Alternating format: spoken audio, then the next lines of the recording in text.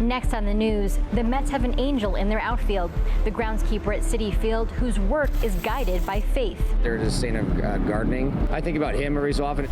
Immigrants afraid of being arrested in church at one Southern California diocese are now free from fear and their Sunday Mass obligation.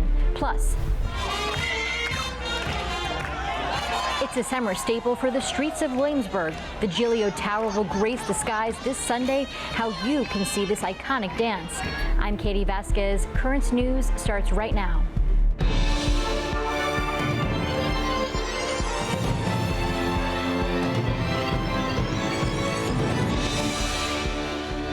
The New York Mets are half a game back in the National League East. They need every advantage to stay competitive, and one of those could be the faith of their groundskeeper. Nick Baker says you gotta believe they can bounce back after a rough June.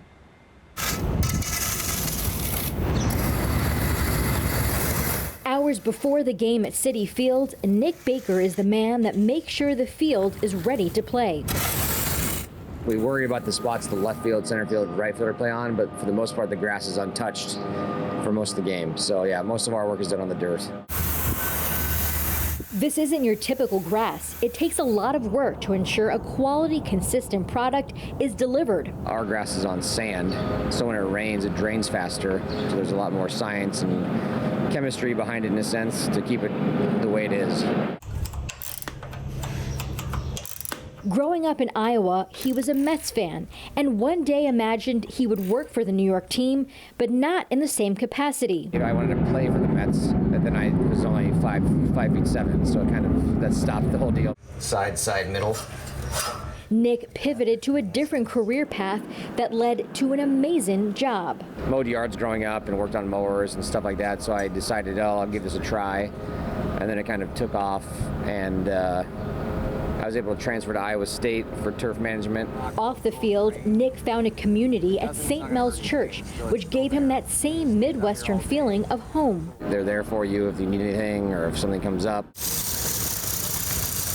In the unpredictable world of baseball, Nick has found that the Catholic virtue of patience and faith are essential. But to get to a position I'm in, it took 10 years, so you had to be patient for that. Sometimes you need to have faith knowing that the rain's not going to hit, or we're going to get the tarp on in time, or everything's going to go as planned. And his spirituality is also woven into his professional routine. There is no saint of groundskeepers. There is a saint of gardening. I believe it's pronounced Fiacre, Saint Fiacre. So I think about him every so often. If something's going down, if something's going awry on the grass or whatever else, I'm like, oh boy, what can we do? Can something happen here? From a fan to the caretaker of one of baseball's most iconic fields, Nick's journey is a testament of passion and patience. Recently, the Diocese of Brooklyn combined America's favorite pastime with a celebration about Catholic education. Priests and principals took the field at Maimonides Park for their annual Collars versus Scholars game at Catholic Schools Night. The event is run by the Catholic Telemedia Network, which is part of DeSales Media Group, the parent company of Net TV, to mark the end of the school year and the start of summer. While this year's game was stacked, with the Scholars having won 3 games and the Collars 2, the principals furthered their lead, winning 4-2. Still, there was no bad blood between the teams. We are happy to be here to have fun. It's a hot day, by the way, but we have fun. And as I mentioned a couple of years ago, it's good always to bring God to the field. So it's amazing to be here. I'm a big advocate for Catholic schools. I've been in the Catholic school system for 30 years, so it's really, it makes me feel great inside that I get to work and play with a group of clergy and fellow principals. After the game, valedictorians and salutatorians then took center field as Bishop Robert Brennan honored them for their hard work, which the students say they were able to achieve because they were in Catholic classrooms. You can read more about Catholic Schools Night in this week's tablet. The paper not only talks about the Grand Slam celebration, but you can see a full list of those valedictorians and salutatorians that were honored at the game. So be sure to pick up the paper at your local church. You can also support the tablet and Catholic journalism by becoming a member. You can do so by going online to thetablet.org/become-a-member. A shepherd in Southern California is hoping to protect his flock that are in fear of ICE raids. Bishop Alberto Rojas of San Bernardino has issued a dispensation from the Sunday Mass obligation for those genuinely afraid of being deported. In January, the Trump administration rescinded restrictions on arrests in sensitive locations such as houses of worship, leading Bishop Rojas to now cite a code of canon law that says a bishop can dispense faithful from Mass if he judges it, quote, contributes to their spiritual good. In a statement about the decision, Bishop Rojas went on to say, in issuing this decree, I am guided by the Church's mission to care for the spiritual welfare of all entrusted to my care, particularly those who face fear or hardship. I entrust this diocese to the intercession of Our Lady of Guadalupe, patroness of the Americas, and invoke God's blessing upon all the faithful. While the faithful don't have to attend Mass, Bishop Rojas says they should maintain spiritual communion with Christ and his church. This can be done through prayer, spiritual reading, or watching a live streamed or broadcasted Mass. Meantime, bishops around the country are reaffirming that the church is nonpartisan. The statement released by the U.S. Conference of Catholic Bishops Wednesday maintained that the church does not endorse or oppose political candidates.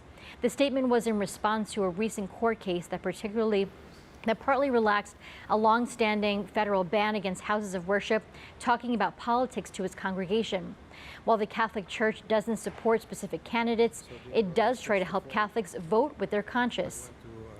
Turning now to Texas, where the death toll following the flash flooding has reached at least 120 people. Hundreds of workers are still searching for more than 170 people who are still missing, even 7 days later. Among them are 5 campers and a counselor from the all-girls Christian camp called Camp Mystic. Located along the river, 27 girls and staff died from the rising waters. Communities affected by the floods continue to come together in the face of tragedy.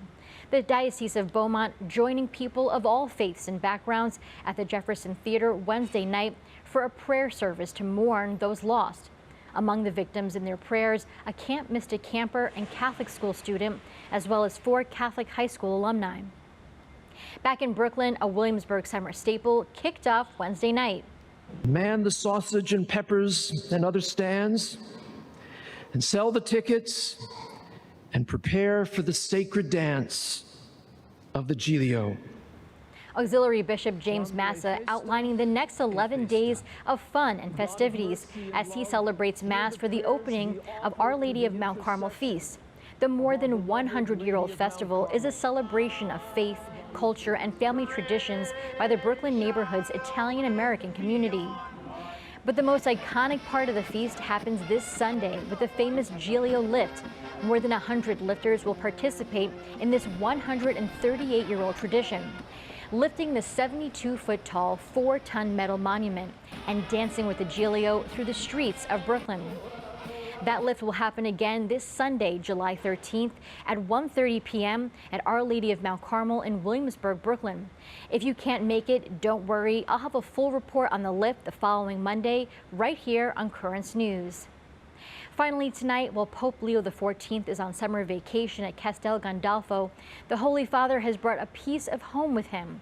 While celebrating a private Mass for the care of creation Wednesday, Pope Leo wore vestments made by the House of Hansen, a liturgical goods retailer based out of his hometown of Chicago. The owners of the House of Hansen say the pontiff is a repeat customer. He was last there a year and a half ago before he went to Rome to be elevated to a cardinal.